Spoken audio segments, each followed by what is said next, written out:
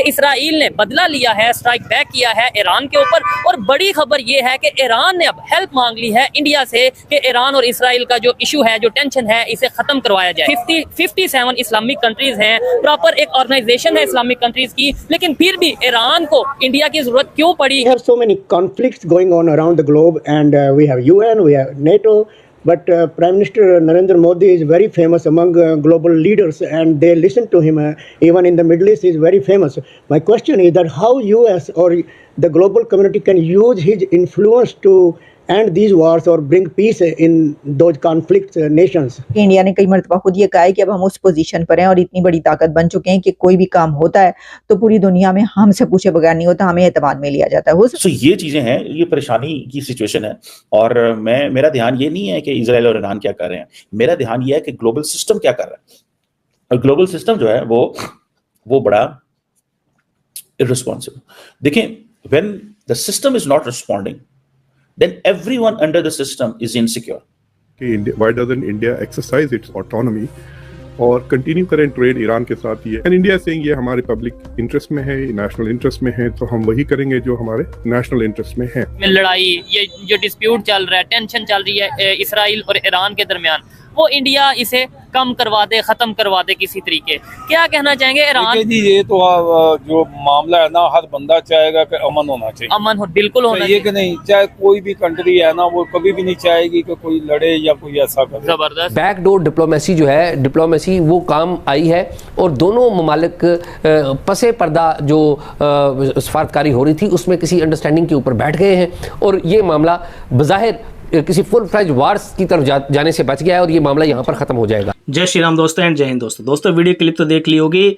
Israel ने attack कर दिया वापस से ईरान के ऊपर, क्योंकि ईरान ने जो है कुछ दिन पहले इजराइल के ऊपर मिसाइल छोड़ दी थी और उसके जवाबी कार्रवाई में इजराइल ने जो है इसका ईरान का मुंह तोड़ जवाब दिया। अब ईरान की सिट्टी पिट्टी गुल हो गई, क्योंकि इजराइल एक जॉइंट किंग है टेक्नोलॉजी में भी और हथियार के मामले में भी। अब इस बीच में खबर निकल कर आ रही है कि ईरान ने जो है भारत से मदद मांगी है कि अगर भारत बोलेगा तो ये युद्ध यहीं रुक जाएगा।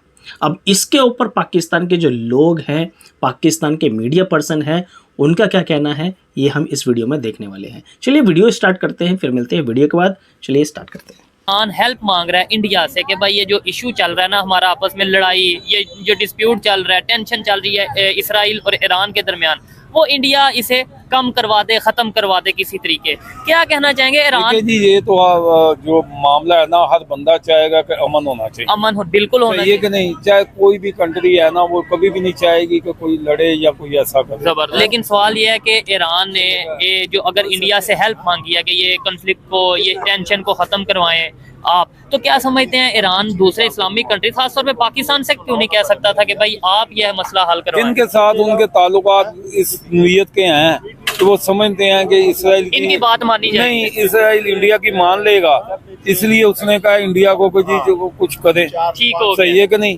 किसी को और को क्यों नहीं कहा? उन्हें पता है इन्होंने हमारी माननी नहीं है। इंडिया हो सकता है, देखे ना, इंडिया हो सकता है उसकी बात मान रहा हो, इसराइल भी उसकी सुन ले कि कोई मिडल मैन रोल अदा कर रहा है। ये बात है। इसका मतलब है इंडिया इस टाइम इस पोजीशन में है कि इसराइल ईरान, देखिए उनके ताल्लुकात तो है ना इसराइल के उनके साथ, सही है कि नहीं? ये तो आप इनकार नहीं ना कर सकते। ठीक है ना? तो वो तो उसी को कहेगा ना। हम देखे, दो दोस्तों की लड़ाई होती है तो तीजा जो दोनों का कॉमन दोस्त होता है उसी को कहा जाता है। ये बात है। और यही चीज हमें रशिया यूक्रेन के कॉन्फ्लिक्ट में देखने को मिली है कि यूक्रेन के प्रेसिडेंट ने भी ये बोला, इवन रशिया की तरफ से भी ऐसी स्टेटमेंट आई कि इंडिया ये चाहता है कि भाई जो आपस में ये मामलात हैं ये बेहतरी की तरफ आए। यही स्टेटमेंट अब हमें ईरान और इसराइल के मामले में देखने को मिल रही है। इसका मतलब है इस टाइम दुनिया में इंडिया एक ऐसी पावर बन चुका है कि वो दुनिया के पावर नहीं है। देखिए मेरी बात सुना, इंडिया बहुत बड़ी पावर है इसमें। आप कह रहे हैं पावर नहीं है? नहीं, मेरी बात सुने। देखें, मैंने आपको मिसाल दी है कि दो दोस्त लड़ते हैं ना, सही है, तीजा दोस्त करता है। हाँ। इंडिया के, ईरान के इंडिया के साथ भी अच्छे ताल्लुकात है, इंडिया के इसराइल के साथ। मैं यही कहना चाह रहा हूँ ना, आपकी इस बात से मैं 100%। आप कहेंगे जी एज ए कोई भी मुस्लिम कंट्री क्यों नहीं कह रहा उसकी इसराइल बात ना माने, तो वो तो फजूल है ना उससे जाकर बीन सुनानी के जी मुझे ये कह रहा है या मुझे अटैक ठीक कर रहा है। है। नहीं, आपकी इस बात से मैं 100% एग्री करता हूँ कि भाई कोई थर्ड मैन होता है जब दो लोगों की लड़ाई होती है, कोई तीसरा इंसान या थर्ड पर्सन होता है जो लड़ाई को खत्म करवाता है, लेकिन वो थर्ड पर्सन वही होता है ना जिसकी बात दोनों माने। और वही इसराइल और ईरान के केस में नजर आ रहा है, रशिया और यूक्रेन के केस में नजर आ रहा है। आपने बोला कि पावरफुल हो चुका है, कैसे पावरफुल हो गया कि दुनिया के हर, चाहे इस्लामिक कंट्री है, ईरान इस्लामिक कंट्री है ना, तो वो भी इंडिया के पास जा रहा है, इसराइल नॉन इस्लामिक कंट्री है वो भी उधर जा रहा है। बात यह है कि जो इंडिया है ना इस वक्त, वो उसकी इकोनॉमी जो है ना बहुत स्ट्रांग है और इसमें शक नहीं है, उसकी पॉपुलेशन भी स्ट्रांग है। वहाँ पे असल में जमहूरियत है, डेमोक्रेसी है, वो लोग उसके ऊपर यकीन करते हैं और उनकी गवर्नमेंट जो है ना स्ट्रांग है, जो बात करती है ना वो कंफर्म होती है। इजराइल की बात, इजराइल किसी की बात नहीं सुन रहा, इजराइल किसी की भी बात नहीं सुन रहा। तो चीजें शुरू हो गई हैं कि if the Americans can not stop Israel and the West can not stop Israel and the Western world can not play a role in de-escalation, तो होम शैल वी नॉक, किसका दरवाजा खटखटाया जाना चाहिए? हुज नोक शैल बी नॉक्ड, किसका दरवाजा खटखटाया जाए? यूएन बैठा हुआ है, टूथलेस टाइगर है, ना ओदी कुछ सुनदा ना गेंदा ना लैनी ना दिन। वो बेचारे सेक्रेटरी जनरल साहब हैं, वो स्टेटमेंट दे देते हैं ना, जब इनका दिल करता है इस जनरल असेंबली को इस्तेमाल कर लेते हैं। ये जैसे ओआईसी है, ये जैसे सऊदी अरब के ऊपर आता रहता है कि जब उनका दिल करता है ओआईसी को इस्तेमाल कर लेते हैं। ओआईसी तो जारी बात है पूरी दुनिया में बाइंडिंग नहीं है, तो इसी तरह जनरल असेंबली का जब बड़ी ताकतों का दिल करता है वो इसको इस्तेमाल कर लेते हैं, जब उनका दिल नहीं करता वो उसको छोड़ देते हैं। ठीक है जी। सो ये चीजें बड़ी इंपॉर्टेंट है, मैं समझता हूँ कि ये जो अब फॉर एग्जाम्पल ईरान कहता है कि जी हमारी एक डॉक्ट्रिन है, डॉक्ट्रिन ऑफ स्ट्रेटेजिक पेशेंस, ठीक है जी, विच मीन्स कि दे प्ले लॉन्गर गेम्स। क्या खेलते हैं? Longer games.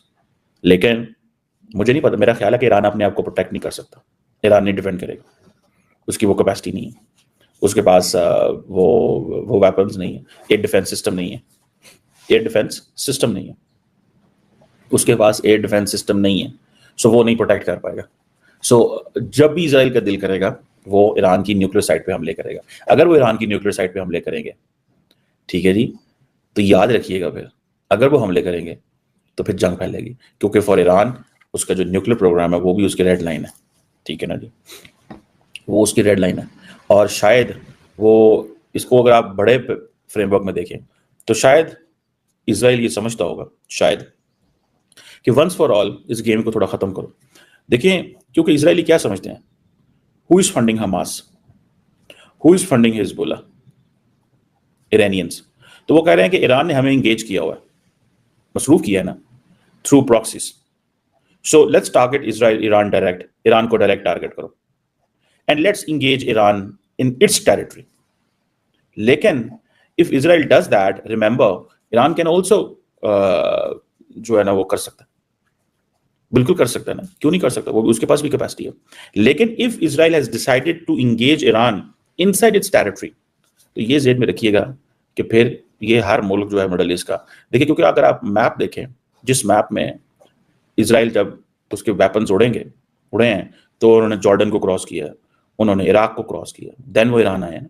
ठीक है, अब यही चीज वो कह रहे थे कि भाई ईरान को कोई राइट नहीं दूसरे मुल्कों की एयर स्पेस वायलेट कर, तो छोटे मुल्कों की एयर स्पेस को तुमको तो पता ही नहीं चलता, सुत्ते तो लंघ जाना। दोस्तों, वीडियो हो गया खत्म और आप लोगों ने बातें तो पाकिस्तान के लोगों की सुन ली होंगी। भारत ही क्यों चुना गया? इजराइल और ईरान का जो लड़ाई छिड़ गई है वो भारत ही क्यों शांत करा सकता है? ऐसा क्यों हो रहा है? दूसरे देश क्यों नहीं करा सकते? क्योंकि दूसरे जितने भी देश हैं, कोई इजराइल के साथ खड़ा है, कोई ईरान के साथ खड़ा है, तो ये नहीं चाहेंगे कोई भी अगर किसी का भी साथ देता है तो दूसरे देश को बुरा लग जाएगा, इसलिए ये नहीं चाहते कि इनके बीच कोई कॉन्फ्लिक्ट दोबारा से खड़ी हो जाए। लेकिन भारत जो है वो न्यूट्रल है, भारत चाहता है कि पीस बना रहे, इसीलिए ईरान कहता है कि अगर भारत इजराइल से कहेगा कि युद्ध वाली स्थिति ना आए तो इजराइल मान जाएगा और युद्ध नहीं हुआ, जिसके ऊपर पाकिस्तानियों का ये बयान आया है कि हाँ भाई अमन और चैन बना रहना चाहिए, क्योंकि इजराइल एक बहुत ही स्ट्रॉन्ग स्थिति में बैठा हुआ है और इजराइल अगर अटैक करता है तो ईरान के पास इतना असला बारूद नहीं है जो वो जवाबी कार्रवाई कर सके और इजराइल जो है वो ईरान को नेस्तो नाबूद कर सकता है। इसीलिए भारत का साथ मांगा जा रहा है, भारत से हेल्प मांगी जा रही है। दोस्तों आप लोग क्या कहना चाहते हैं इस बारे में, प्लीज़ कमेंट सेक्शन में ज़रूर बताइए। वीडियो पसंद आई हो तो लाइक शेयर जरूर कर देना, चैनल को सब्सक्राइब कर लेना। नेक्स्ट वीडियो मिलेंगे, तब तक के लिए जय हिंद, जय भारत।